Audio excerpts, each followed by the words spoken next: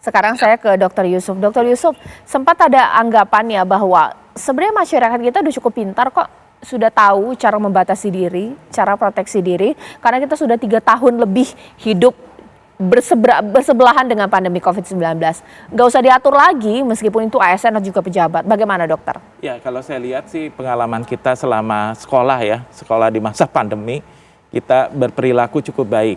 Artinya kita konsisten menggunakan masker, kita menggunakan hand sanitizer ya, selalu mencuci tangan, mandi dan keramas selalu kita jalani. Nah, yang jadi masalah adalah ketika kemudian kita meyakini sudah mulai turun, nah disitulah letak kita mungkin hati-hati. Sebagai contoh gini, kebetulan kemarin saya naik pesawat dari Dubai ke Jakarta, nah saya lihat tuh kadang-kadang ada yang nggak pakai masker, satu. Hotel-hotel juga sekarang udah jarang tuh nyiapin hand sanitizer, dan juga restoran juga jarang. Nah itu yang harus kita tetap waspadai. Saya yakin masyarakat udah makin pintar dan makin canggih. Jadi sekarang saatnya tetap kita harus menjaga protokol. Karena apa? Kata kuncinya selalu yang saya ingatkan. Kalau kita di bulan Ramadan ini kan kita menuju hari kemenangan. Jangan sampai hari kemenangan kita sakit. Itu yang harus kita jaga, Mbak Caca. Oke, kita juga harus tahu ya Mas Hidayat ya. Oke lah kalau misalnya memang kita perlu kejelasan mengenai surat ini sebenarnya ditujukan untuk siapa, goalsnya apa. Tapi kalaupun memang surat ini tidak dicabut, kita harus tahu bahwa kita memang saat ini hidup masih ada. COVID-19 itu masih ada.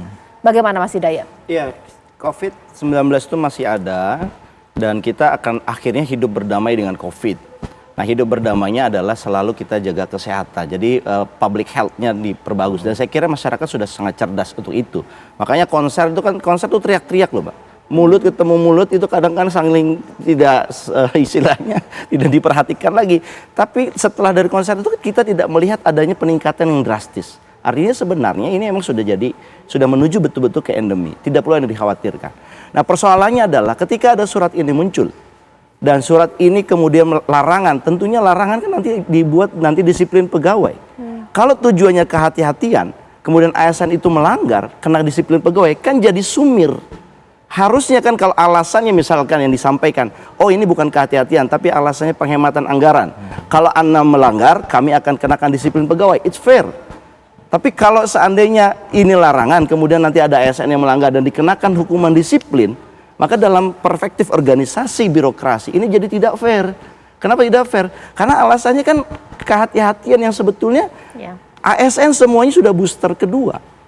Jadi sebenarnya kalau udah booster, kemudian acaranya pun dibatasi di ruang terbuka, jumlahnya terbatas, menurut saya udah tidak ada lagi yang perlu dikhawatirkan.